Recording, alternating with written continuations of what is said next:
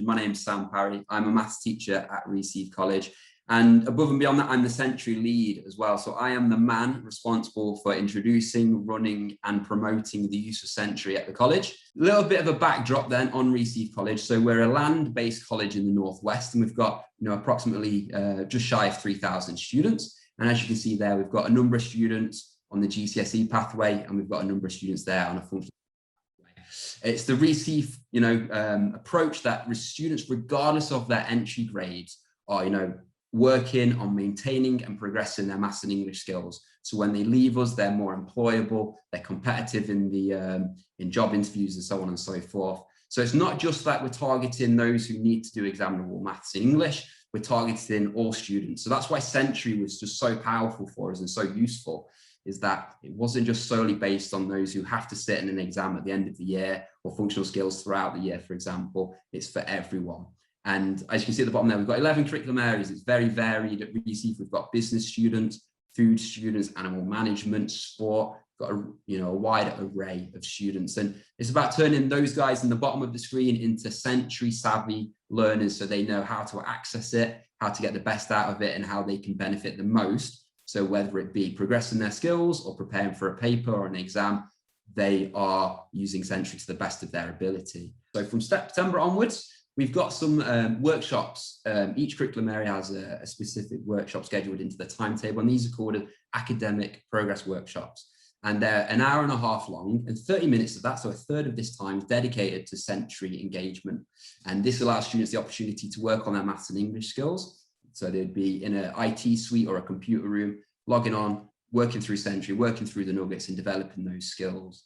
And it was really good, this. And this is why I'm really thankful for Century, is the fact that it kind of kept us in touch with the curriculum areas, where Century was the glue that kept us all together. We were promoting maths and English in our classrooms, but then they were also doing maths and English outside of the maths and English classrooms with their curriculum areas. So we're all singing from the same hymn sheet, really promoting it and pushing it. Obviously, maths and English lessons, we utilize Century to support our lessons. And this was like fundamental. When we got, we knew we were doing some online lessons this academic year, we didn't know what the perfect formula for an online lesson was. So we used Century, quite importantly at the start of the year, to support us in our delivery. English, for example, they use Century for the first 15 minutes of every online lesson. This was, a bit of a warm-up for students to work on some of the key skills, but it allowed the teacher to, invite learners in to sort out any tech issues and to also complete registers. Maths, we did it slightly differently. We used Century to create assignments, so we could then assign it to students after lessons to reinforce some of their learning. And then something that sort of changed throughout the academic year was we realized, well, actually, why don't we assign it before the lesson, so students can actually access the assignment, the topics and the content before the lesson. So when they, watch the videos, answer some questions, they're feeling more confident in class, they're more vocal, they're more comfortable, which is obviously a big issue sometimes for these online lessons. Students feel a bit unease. So yeah, Century, setting the assignment before was great, especially the fact, like I said, that the video and the questions are all there in one package, as opposed to, myself trying to find the perfect YouTube video or the perfect set of questions and then having to mark it and assess it. Century just took all of that concern, all that worry away, and we were able to kind of do a flipped learning approach.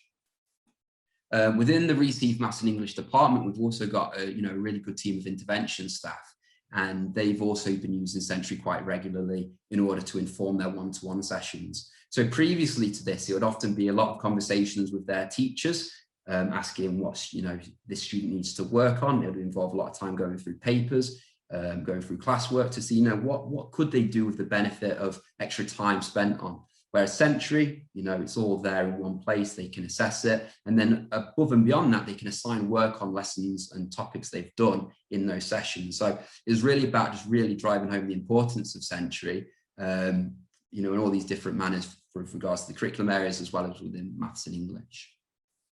And then monitoring engagement. So it's all well and good, we're saying to students, you've got this opportunity to go on Century, we expect you to be on it, but we need to be able to monitor whether or not they're actually logging in, what work they're putting in there. So within the curriculum areas, we've got course managers, and underneath the course managers, they have a selection of students, and regularly they have course manager tutorials. And within this, they have specific slots and questions asking about their Sentry engagement.